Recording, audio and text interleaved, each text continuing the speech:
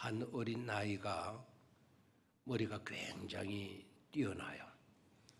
그래서 영재 학교를 찾고 부모들이 이 아이를 어떻게 키워야 되나 염려하면서 기도하고 있었어요. 근데 이 아이는 그야말로 모르는 게 없는 거예요. 하늘의 별들에 대해서 물어보면 별들의 이름을 거의 다 아는 겁니다. 그리고 별자리 이름도 다 아는 거예요. 그래서 사람들이 감탄을 해요. 특히 신방을 갔던 목사님도 이 아이는 하나님께서 주신 천재다고, 하나님이 주신 천재라고 칭찬을 해 주어서요. 모르는 게 없다고 막 주변에서 칭찬을 했어요. 그랬더니 이 5살밖에 안 된 이 꼬마 아이 대답, 이 꼬마 아이 그런 말씀 마십시오. 저는 모르는 게 훨씬 더 많답니다. 그랬다는 거예요. 썰렁해요. 왜 이렇게? 우리가 별자리 이름들을 다 알고 지금 우리가 밝혀진 별들의 이름을 다 안다고 해서 우주의 모든 별들을 다 안다고 말하면 그건 착각이죠. 아직 발견되지 못한 별들도 수없이 많아요. 그런데 우리가 다 안다? 이건 있을 수가 없어요. 그런데 이 꼬마애는 그야말로 천재 같아요. 저는 다 아는 게 아니고 아는 것보다 모르는 게 훨씬 더 많다고. 이 아이처럼 우리 모두는 겸손해야 될 줄로 믿습니다. 자, 오늘 애니야 이야기 좀 하겠는데요. 애니야, 많이 알고 있는 분들도 계시리라 생각을 하고 또 이분의 이름을 많이 기억하고 있는 분들도 있으리라 생각을 해요. 물론 그렇지 못한 사람도 있을 것인데요. 자, 애니야라고 하는 성도는 어디에 살고 있다? 어디에 살고 있습니까? 32절에 나왔죠. 그때에 베드로가 사방으로 두루 다니다가 루따에 사는 성도들에게도 내려갔더니 거기서는 어디입니까? 루따죠. 루따에서 누구를 만나게 돼요? 애니야라 하는 사람을 만나게 되었다라고 되어져 있습니다.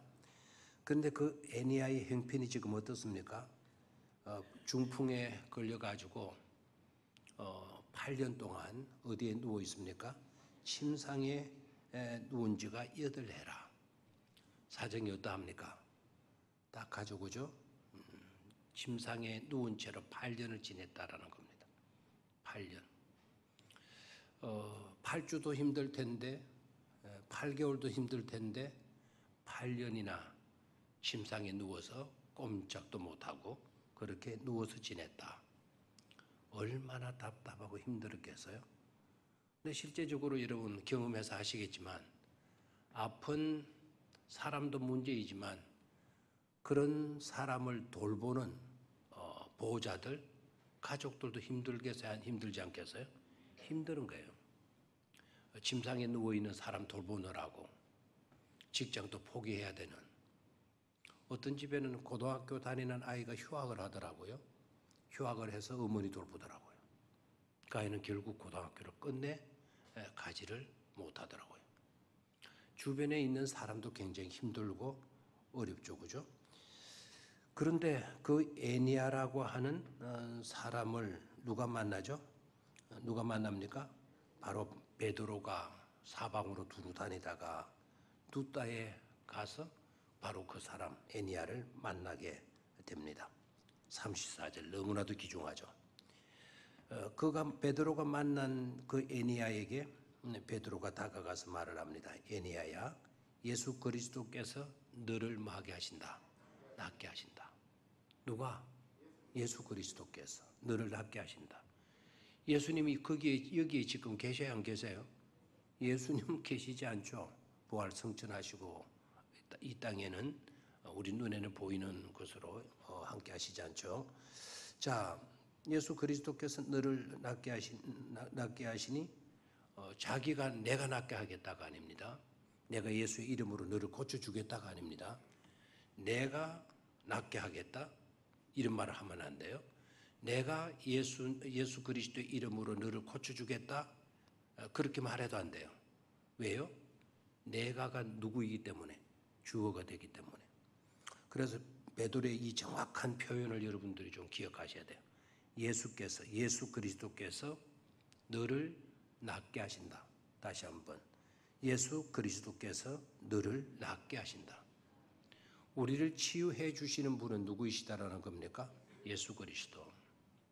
우리의 문제를 해결해 주시는 주체는 누구이시다? 예수 그리스도이시다. 그래서 그걸 분명히 밝히고, 예수 그리스도께서 너를 낫게 하시니 일어나 네 자리를 마라 그랬나요? 정돈하라. 그 밑줄을 다 그으시기를 바라요. 네 자리를 마라, 정돈하라. 낫게 하시면 일어나서 네 자리를 들고 가라고 이렇게 말씀하시든지, 그렇게 하시지 않고 네 자리를 마도록 해라, 정리하라 라고 말씀을 하셔요.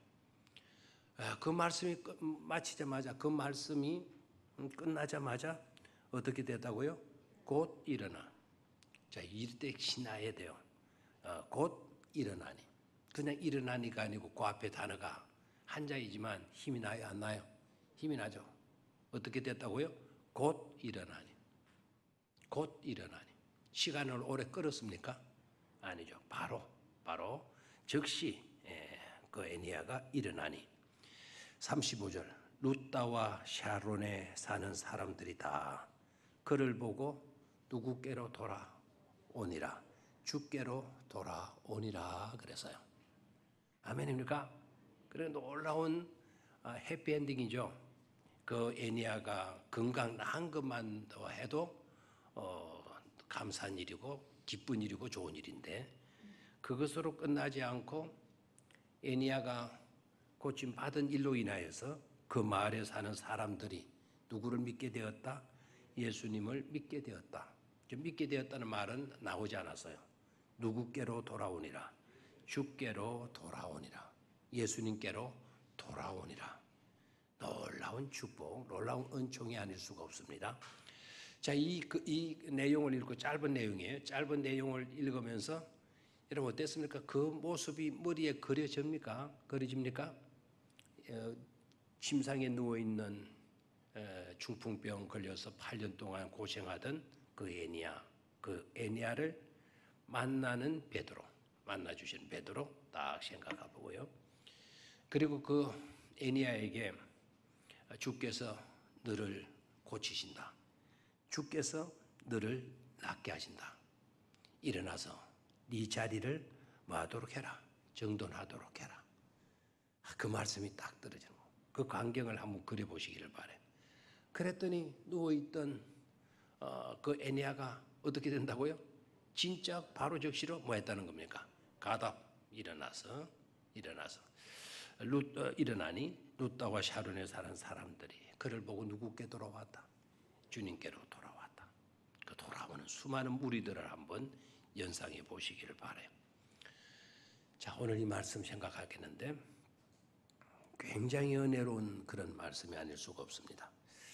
자, 베드로가 루따라고 하는 지역을 가게 되었을 때 그 지역에 예수 믿는 사람이 있었다 없었다? 굉장히 힘든 질문입니까? 방금 거기에 루따가 있었다 그랬고, 그 루따 앞에 뭐가 붙어 있었죠? 성도들이라는 말이 있었지 않았습니까? 그렇죠? 그렇다면 베드로가 루따라고 하는 지역에 들어갔을 때 예수님을 믿는 사람들이 있었다 없었다? 예수를 믿는 성도들이 있었다라는 거예요. 예수님을 믿는 성도들이 있었다. 36절에 가봐요. 36절에 욥바에 다비다라 하는 여제자가 있으니 그 이름을 번역하면 도로가라, 선행과 구제하는 일이 심히 많더니. 자, 그렇다면 욥바라고 하는 도시에도 예수 믿는 사람이 있었다 없었다? 있었다. 특히 다비다, 도로가라고 하는 여자분은 예수님의 제자가 되어져 있었다라는 거예요. 왜 제가 이 말씀을 여러분들에게 드리는지 아십니까? 자, 욥바, 루따, 샤론 이러한 지역들은요, 요빠, 루따, 샤론 이러한 지역들은 사마리아 지경에 속하는 땅들이에요. 사마리아 지경에 속하는 동네들이에요. 자, 어느 지역? 사마리아 지역. 사마리아 지역.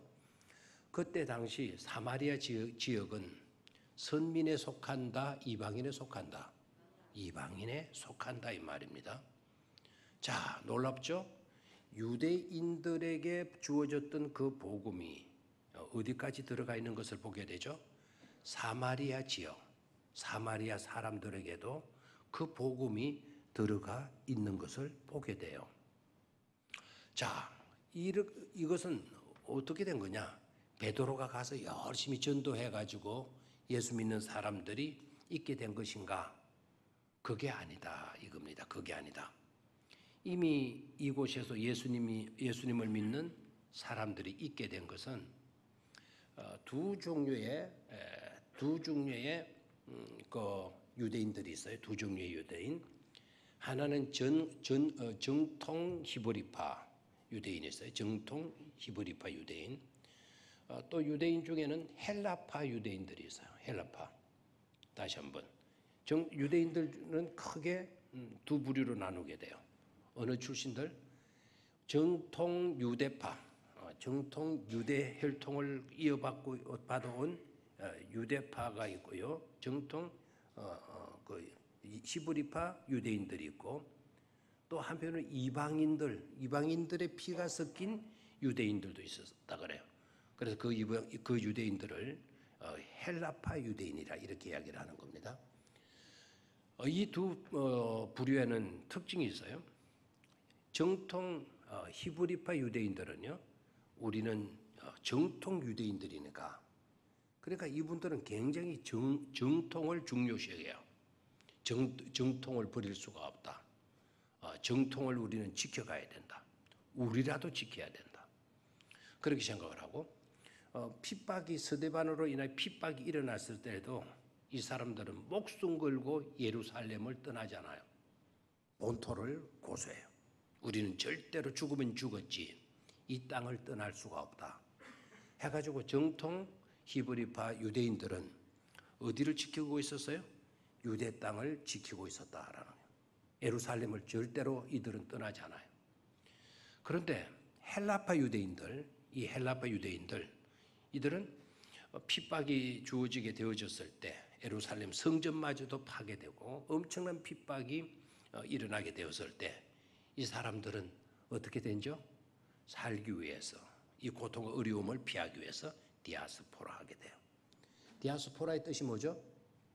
흩어지게 돼요. 그래서 정통 히브리파 유대인들은 흩어지지 않아요. 철저하게 예루살렘을 지켜요. 반대로 헬라파 유대인들은 핍박이 있을 때 디아스포라 각처로 흩어지게 돼요. 놀랍게도 복음이 누구 때문에 전 세계 이곳저곳으로 복음이 전파되어졌어요? 어느 유대인? 헬라파 유대인들로 인해서 복음이 이곳저곳에 전파되어져 있었던 것이죠. 그렇죠? 자, 그러면 여러분들은 어디에 속해요? 나는 정통을 지킬 거야. 죽으면 죽더라도 나는 정통을 지킬 거야. 이곳을 떠날 수가 없어. 그런 유에 속합니까? 아니면 헬라파 유대인들의 영향에 속합니까? 일단 어려우면 피한다. 도망을 간다. 도망가더라도 우리는 하나님을 믿는 사람들이니까 복음을 전하리라. 뭐 이런 유에 속합니까? 다 사람들이 살아가는 뭐가 있죠? 자기 나름대로의 스타일이 있는 거예요. 스타일이. 그래서 내 스타일이 옳다고 주장만 하면 안 돼요. 내 스타일이 있다 하더라도 상대방의 스타일을 뭐 해줄 수 있어야 된다? 인정해 줄 수 있어야 돼요. 흩어진 그 사람들은 믿음이 잘못되었어. 그러니까 헬라파 유대인들 아니야? 우리야말로 정통 히브리파라니까 막 이렇게 정통 히브리파 유대인들은 그런 자부심을 갖고 있는 거야. 반대로 헬라파 유대인들은 무슨 소리 하고 있냐? 정통이라는 게 뭐냐? 하나님을 믿고 예수 그리스도를 믿는 게 중요하지 무슨 그렇게 정통 나발하느냐 뭐 이 사람들이 이렇게 생각을 해요. 실제적으로 히브리파 유대인들과 헬라파 유대인들이 교회 안에서 갈등했어요? 안 했어요? 교회 안에서 갈등을 했나요? 안 했나요? 굉장히 어렵습니까? 교회 안에서 갈등했단 말입니다. 히브리파 유대인들은 자기 방식대로, 헬라파 유대인들은 좀 개방된 그와 같은 방식으로 서로 주장들을 했어요. 그리고 우리 편, 네 편 가라는 거예요. 정통 유대인들을 도와야 된다. 아니다. 유대인만 정통 유대인만 유대인이냐? 우리도 유대인의 피를 가졌어. 우리 식구들도 돌봐야 돼. 그래서 구제의 문제가 생기잖아요. 헬라파 유대인들은 그 이방인들, 그리스도인들을 도우려고 애를 쓰고요. 정통 히브리파 유대인들은 유대인들 중에 가부된 사람, 유대인들 중에 정통 유대인들 중에 어려운 사람들을 도우려고 서로 구제비를 땡겨다 쓰려고 하는 것 때문에 다툼이 일어나잖아요. 그래서 어떻게 합니까? 그래서 12 뭐를 세우게 되죠? 7 뭐를 세우게 되죠? 7 지도자들을 세우게 돼요. 집사라고 번역해가지고 사람들이 많이 헷갈리죠. 거기 7 집사들은 세례도 줍니다. 7 집사들은 세례를 줘요. 집사는 우리는 세례를 줄 수가 없어요. 집사가 세례를 베풀 수가 없어요. 그래서 그 단어 디콘이라고 하는 그 단어를 새롭게 들여다보니까 그 디콘 안에 지도자라고 하는 의미가 있어요. 그래서 그 번역을 새로 이제 번역이 되면 7 집사로 번역하는 것이 아니라 7 뭐라고요? 지도자들. 7 지도자들을 세워서 그 교회 안에 일어났던 그 분쟁의 문제를 해결하도록 하지 않습니까? 이해가 됩니까? 그래서 우리는 유대파 히브리파 유대인도 인정해주고 헬라파 유대인도 우리는 뭐 할 수 있어야 돼요? 인정해 줄 수 있어야 돼요. 서로의 차이를 인정해 주고요. 헬라파 유대인들은 각처에 나가서 복음을 전했으니까 얼마나 귀한 일을 했습니까? 땅 끝까지 이르러내 증인이 되라고 하는 일에 가장 큰 역할을 한 사람들이 헬라파 유대인들이다라는 거예요. 그러면 히브리파 유대인들은 아무짝에도 쓸모없었냐? 아닙니다. 뭐를 지켰어요? 그 핍박과 어려움 속에서 예루살렘을 맞지 않았습니까? 떠나지 않았다는 사실이죠. 우리나라 역사에도 그런 역사가 있잖아요. 6.25가 터졌어요. 막 공산군이 밀려왔어요. 어느 목사님은 다 피난 가라 그래도 나는 주님의 몸된 교회를 떠날 수가 없다. 하나님께서 맡겨주신 양떼를 나는 버릴 수가 없다.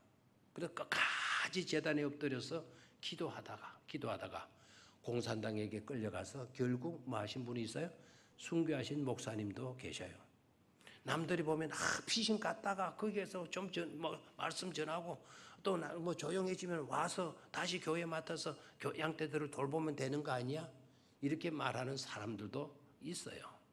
그러나 여러분 그것만 또 좋은 것이 아니죠. 그와 같은 목사님이 끝까지 믿음 지키는 순교 정신 이런 것들도 우리에게는 기감이 되지 않습니까? 우리가 본받아야 할 그와 같은 신앙이 되어지는 줄로 믿습니다. 자, 그러니까 일단 베드로가 욥바에 있어서 욥바의 활동, 지중해 주변에 베드로가 활동을 하고 있는데 이번에는 어디로 들어갔다? 어디에 갔다고요? 루따라고 하는 지역에 가니까 거기에 예수 믿는 사람들이 있었다 없었다? 예수 믿는 사람들이 있었다. 예수 믿는 사람 중에 한 사람 누가 중풍에 걸렸어요? 애니아가 중풍에 걸려 있는 것을 보게 돼요. 그 사람에게 다가가서 베드로가 그분에게 복음을 선포해 주고 그리고 그분을 고쳐주는 이야기가 오늘 본문의 이야기인데요. 이 양 오늘 그 루소 요빠 지역, 사마리아 지역, 그리고 블레셋 지역 이런 지역에 복음을 전했던 지금으로 말하면 뭐라고 표현을 할까요? 1등 선교사, 1등 복음 전파자를 말하라고 한다면 여러분 잊지 말아야 할 사람이 있어요. 자, 사마리아 지역에 가서 복음을 전하는 일에 아주 헌신했던 분 누구지 기억나세요? 이분 좀 기억할 필요성이 있는데 모를 것 같아서 제가 갑자기 이분 이야기를 하게 되네요. 빌립이라고 하는 지도자예요. 누구요? 빌립. 빌립은 이름이 많아요, 안 많아요? 많죠. 빌립. 예수님의 제자들 12제자 중에 빌립이 있어요. 그리고 7명의 지도자들, 7집사들, 7명의 지도자들 그룹에도 누가 있죠? 빌립이 있어요. 빌립이. 이 7지도자 중에 한 분인 이 빌립이요. 대단한 분이거든요. 진짜 대단한 분이에요. 성령이 충만한, 성령과 은혜가 충만한 사람 뽑아야 된다 해서 뽑혔던 사람이 빌립 아닙니까? 이 사람 이방 선교의 1인자입니다. 다시 한번. 빌립은 어떤 선교의 1인자? 이방 선교의 1인자라는 사실을 잊지 말아야 돼요. 특히 사마리아 지역에 들어가서 선교했던 사람이, 복음을 전했던 사람이 누구다? 빌립 지도자다라는 거예요. 어디에 들어가서? 사마리아에 들어가서. 사마리아는 선택받은 선민들이 살고 있는 국가다, 아니면 이방 땅이다. 이방 땅이다 그랬죠. 그래서 복음이, 여러분, 복음의 그 전파 경로를 봐요. 예수님 분명히 밝혔죠. 복음이 어디로부터 전파된다 그랬어요. 사도행전 1장 8절에 오직 성령이 너희에게 임하시면 너희가 권능을 받고, 그 다음에 유다와 사마리아, 예루살렘과 유다와 사마리아와 땅끝까지 이르러 내 뭐가 된다? 증인이 되리라 말씀을 하셨잖아요. 유대의 수도가 예루살렘이에요. 그러니까 포커스는 예루살렘에서 유대 땅으로 확산이 되고, 유대 땅에서 사마리아 지역까지 복음이 확산이 돼요. 그래서 예루살렘과 온 유대와 사마리아에 멈추지 않고 이제는 그 복음이 어디까지? 땅끝까지 전파되어진다라고 말씀을 해요. 그럼 빌립은 어떤 사람이냐? 예루살렘에서 유대에 머물러 있던 그 복음을 어느 땅에? 사마리아 땅에. 그 다음 복음의 경로가 되는, 영역이 되는 사마리아 땅에 가서 선교한 유명한 지도자가 바로 누구였다고요? 빌립이었다라는 거예요. 빌립이었다. 그래서 사마리아 땅에 예수 믿는 사람들이 많았다라는 것은 빌립을 중심으로 한 선교 단체들, 빌립을 중심으로 한 선교사들의 활동 결과다, 이렇게 보면 틀림이 없겠어요. 자, 이 빌립은 또 어떤 역할을 하죠? 빌립 하게 되면 또 생각나는 게 있어야 되는데, 저 아프리카 유명한 분에게 세례를 준 인물이기도 해요. 아프리카 유명한 사람이 누구였죠? 에티오피아 간다게 네시를 만나서 그 네시에게 복음을 전하고, 그 네시에게 뭐를 주었던 사람? 세례를 주었던 사람이 바로 누구이고 있다? 빌립이고 있다라는 거예요. 빌립이고 있다. 이분들의 활동 때문에 베드로는 정통 유대파거든요. 정통 히브리파 유대인이거든요. 베드로가 가서 복음 전하고 이런 거 없었어요.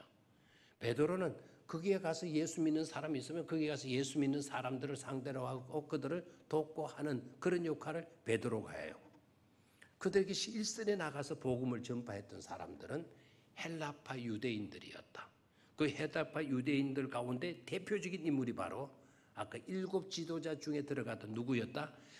빌립이었다라는 것을 우리는 인식을 해야 돼요. 자, 그러면 이제는 애니야를 치유하는 사건으로 들어가겠어요?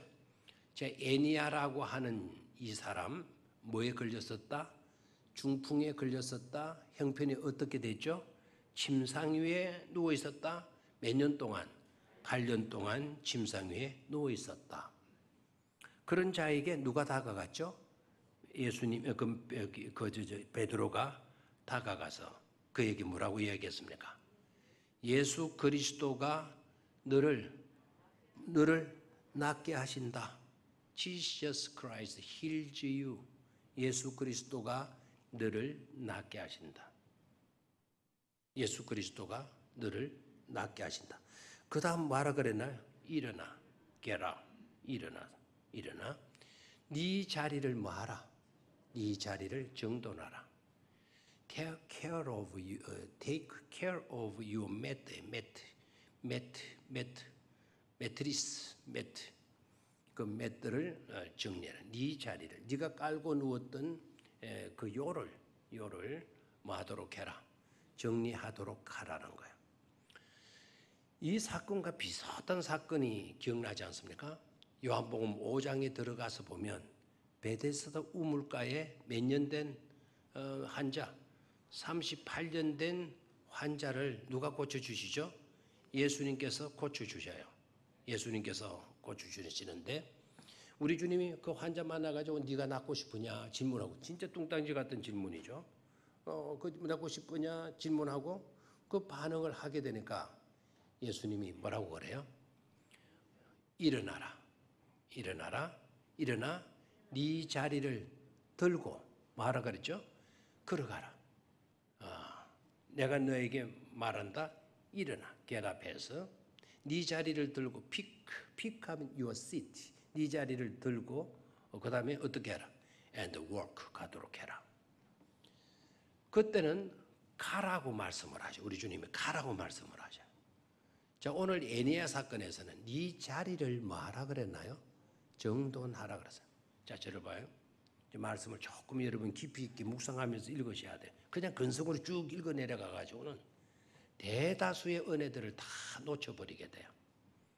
그래서 성경을 열심히 통독해서 읽는 것도 중요하지만 한 구절 한 구절, 한 단어 한 단어, 한 문장 한 문장, 한 구절 구절들을 묵상하는 거 굉장히 중요합니다. 묵상이라고 하는 것은 반복해서 중얼거린다라는 뜻이에요. 깊이 있게 생각한다는 뜻이에요.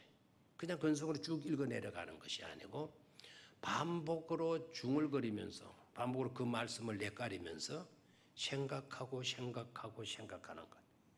그런 가운데 하나님이 영으로 감동해 주셔요. 숨겨졌던 놀라운 비밀들, 그 속에 들어있던 보화들을 막 드러내 보여주시는 거예요. 막 빛이 나는 보화들이. 그럴 때 여러분들의 얼굴도 광채가 나요. 막 너무 기뻐가지고. 너무 기뻐. 그때 성경 구절이 그렇게 환하게 펼쳐놓은 성경, 그 펼치는 그 성경 안 장들이 환하게 그냥 돋보기를 갖다 놓은 것 이상으로 환하게 막 들어오게 되죠. 그때 하나님의 감동이 여러분에게 임했다라는 것입니다.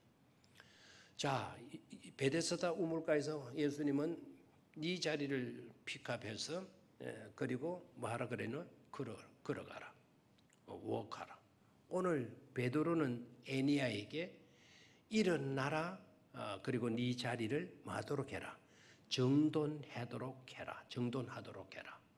왜 이렇게 다르나요? 비슷한 내용인데요. 비슷한 내용인데 왜 끝에 가서 그렇게 차이가 있을까요? 생각해 보셨나요? 자, 저를 봐요. 지금 38년 된 병자는 어디에 있죠? 베데스다라고 하는 연못가에 있어요. 자기 집이 아닙니다.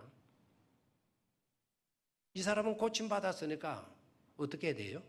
연못가에 계속 그대로 머물러 있을 수가 없죠. 어디로 가야 돼요? 집으로 돌아가야 되는 거예요. 그래서 가라라고 말씀을 하죠. 지금 애니아는 저 연못가에 있습니까? 자기 집에 있습니까? 자기 집에 누워서 몇 년간 8년을 지내고 있는 거예요. 그러니까 집안 꼴이 뭐가 되겠습니까? 그 침상이 어떠하겠습니까? 뭐 8년 누워 있으면 욕창도, 등창인가 뭐 욕창인가 뭐 그것도 생겼겠죠. 상상도 할 수 없을 정도로 더럽혀져 있고 어지럽히 있지 않겠습니까? 일어나서 네 침상을 마도록 해라. 정리하도록 하라는 거예요. 거기에 정리하라, 정돈하라라고 하는 그 밑에다가 동그라미를 딱 쳐놓고요. 동그라미를 쳐놓고 정돈해라. 더러운 것을 치워버리고 과거에 더러웠던 행동들 청산해버리고 나쁜 습성들 그거 다 청산해버리고 더럽혀져 있던 모든 것들 예수 그리스도의 보혈의 피로 깨끗이 씻어버리고, 그게 정돈 아닙니까? 정돈. 더러운 것 닦아내고 정돈하라는 거예요. 두 번째, 이 정돈하라라고 하는 이 단어 속에는 아침 밥상을 차리다라는 뜻을 갖고 있어요. 뭐를 차리다? 밥상. 밥상인데 어떤 밥상? 아침 밥상. 아침 밥상을 차리는 것을 정돈하다라는 단어 속에 그 의미가 들어가 있는 것을 보게 돼요. 저는 여기에서 충격을 받았어요. 아침 밥상을 차리도록 해라. 일어나서 네 자리를 정돈해라. 일어나서 너 네 자리에 아침 밥상을 차려 놓도록 해라.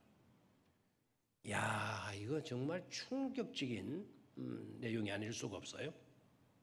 자, 일단은 첫 번째 의미가 더럽혀졌던 것, 더러운 것들, 이 모든 것들을 뭐 해버리는 것? 청산해 버리는 것. 불필요했던 것, 잘못된 것 다 치워버리는 것. 그게 정돈이잖아요. 여러분 집에서 집 정돈해요, 안 해요? 방을 정돈할 때가 있어요, 없어요? 있죠. 그때 정돈 어떻게 합니까? 있는 거 그대로 놔두고 정돈합니까? 제 위치에 갖다 놓고 불필요한 것 갖다 버리게 되고 더럽혀진 거 닦고, 그렇죠? 바로 그렇게 하라는 거예요. 네 자리를 정돈하도록 해라. 더럽혀져 있는 너의 자리를 예수 그리스도의 보혈의 피로 다 깨끗이 치우고 닦고, 잘못된 것 청산하고, 더럽혀진 것 깨끗하게 해놓는 것. 제 위치에 모든 것들을 제자리에 갖다 놓도록 해라. 정리하도록 해라. 굉장히 중요하죠. 또 하나는 뭘 차려 놓는다 그랬죠? 아침 밥상을 차려 놓도록 해라. 이 정돈이라는 단어 속에 그 의미가 들어가 있어요. 너의 삶은 이제 일어나서 네가 밥을 짓고 일어나서 네가 밥을 먹을 수 있는, 너는 산자가 되었다. 그리고 하루를 밥을 먹고 시작할 수 있는 너가 되어야 된다라고 하는 의미가 이 속에 들어가 있어요. 고마워요, 안 고마워요? 고마워요, 안 고마워요? 예수 그리스도가 너를 뭐하게 하신다? 낫게 하신다. 누가 그렇게 해주신다고요? 예수님이 너를 낫게 하신다. 아멘입니까? 베드로 자기가 고친다. 이래서 큰일 나요. 능력 있는 사람들이요, 오도하는 경력들이 굉장히 많아요. 능력 있는 사람들이 잘못된 길을 걷는 자들이 굉장히 많아요. 능력 있는 사람이 오버하는 경우들이 굉장히 많아요. 아까 우리가 조금만 알면 다 안다라고 어른들은 교만에 떨어요. 거의 5살 나는 영재 아이 걔는 나는 모르는 게 훨씬 많다고. 나한테 다 안다고 그렇게 말하지 말라고. 나 모르는 게 훨씬 많다고. 좀 이런 자세가 되어져야 될 건데 우리는 한 가지 알고 100가지를 모르면서 한 가지 안 그걸 가지고 한 가지 안에만 매이다 보니까 다 아는 것처럼 여겨지잖아요. 아직도 100가지를 모르고 있는 상태에 있으면서 절대로 우리는 교만하지 말아야 될 줄로 믿습니다. 항상 뭐를 지켜나가야 돼요? 겸손함을 지켜갈 수 있어야 된다라는 것을 기억하시기를 바라요. 어떤 자리를 떠나서는 안 된다. 겸손의 자리를 이탈해서는 안 된다. 항상 주님을 높이고 나를 낮추고 주님을 드러내고 나를 숨기고. 아멘입니까? 조금 좋은 일하고 내가 했어 이러시면 안 돼요. 조금 어떤 기도 응답이 이루어져서 하나님 축복이면서 내가 기도했어 그러지 말고 응답해 주신 하나님을 높이고 하나님을 자랑하는 베드로의 오늘의 모습을 우리가 닮아야 될 줄로 믿습니다. 자, 그 다음에 34절 끝부분에 아까 신나는 이야기라 그랬죠? 뭡니까? 곧 일어나니. 다시 한번 곧 뭐 했다 그랬죠? 곧 일어나니. 하나님의 말씀의 능력은 즉시 일어나게 된다. 즉시 임하게 된다라는 것을 생각해야 돼요. 하나님의 능력, 말씀의 능력은 나중에 가서도 이루어져요, 안 이루어져요?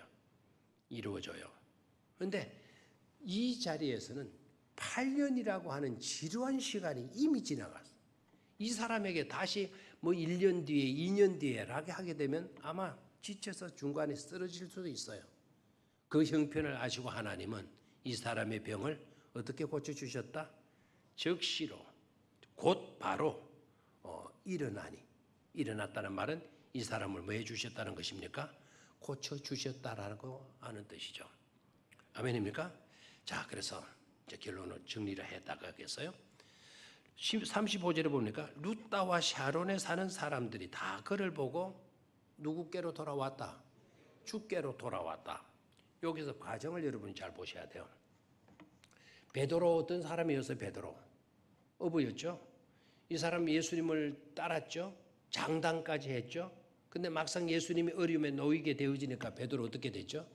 몇 번이나 부인을 했어요? 3번이나 부인을 하고 또 어떻게 했습니까? 도망을 갔죠. 도망간 사람이에요. 형편없는 사람입니다. 또 그랬을 뿐만 아니라 부활의 주님을 만났어요, 안 만났어요? 우리 주님이 찾아가셔서 베드로를 만나 주셨어요.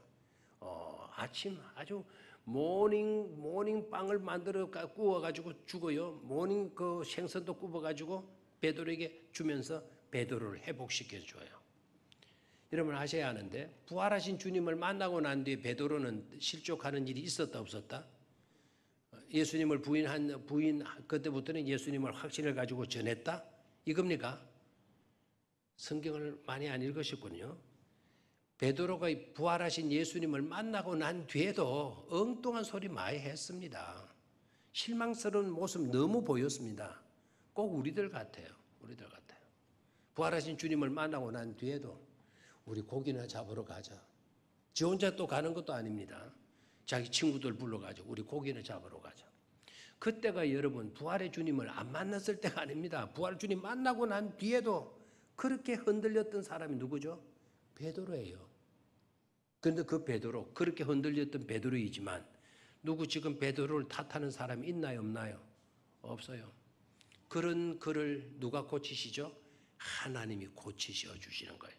그런 그를 하나님이 뉘우치고 되돌리게 하셔서 끝내 예수님을 위해서 십자가에 거꾸로 못 박히는 순교자로 만들어 놓지 않습니까? 아멘입니까? 그래서 베드로를 우리 주님이 변화시켜 주시고 변화시킨 그 베드로로 인하여서 오늘 누가 또 고침을 받게 되고 애니야가 고침을 받게 되고 8년 동안 꼼짝도 못하고 신세지면서 남 신세지면서 살아왔던 애니야 때문에 이제는 주변 사람들이 누구를 믿게 되는 역사가 일어났다? 예수님을 믿게 되는 예수께로 돌아오는 역사가 일어나게 된 것을 볼 수가 있죠. 아멘입니까? 여기서 깨달아야 돼요. 이제 정리합니다. 정돈된 사람만이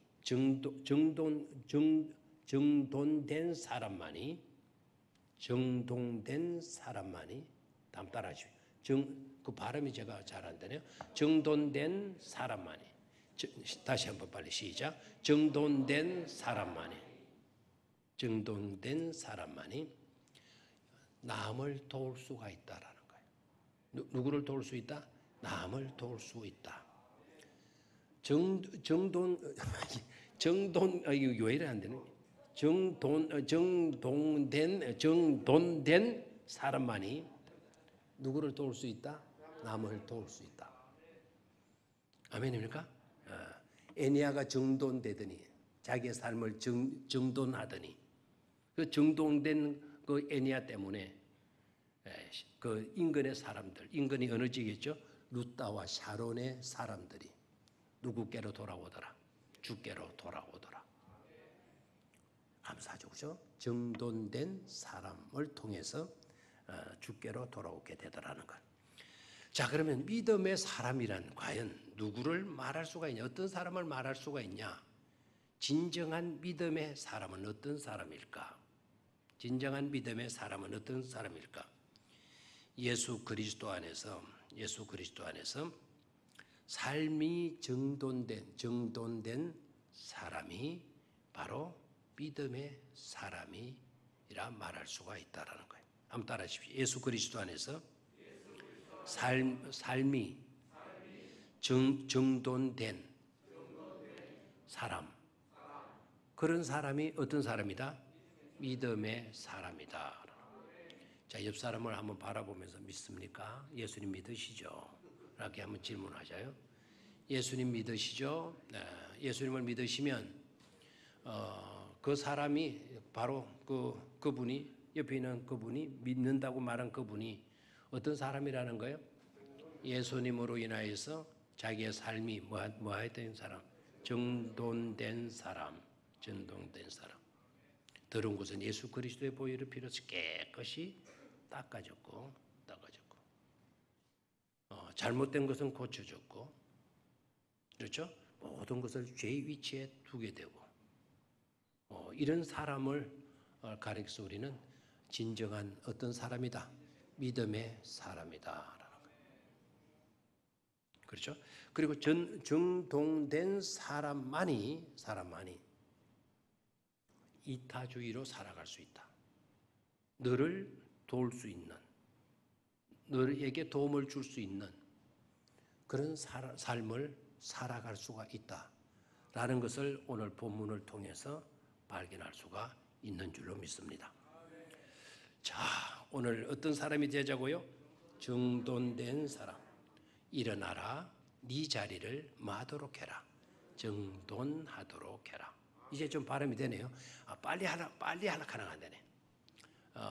일어나라, 네 자리를 정돈하라. 여러분들 한번 해봐요, 그럼. 정돈만 해봐요, 정돈. 오토냥 했어요? 조건사님하고 오토냥님만 분명하네요. 이게 저는 잠 접변의 영향을 너무 많은 것 같아요. 정돈.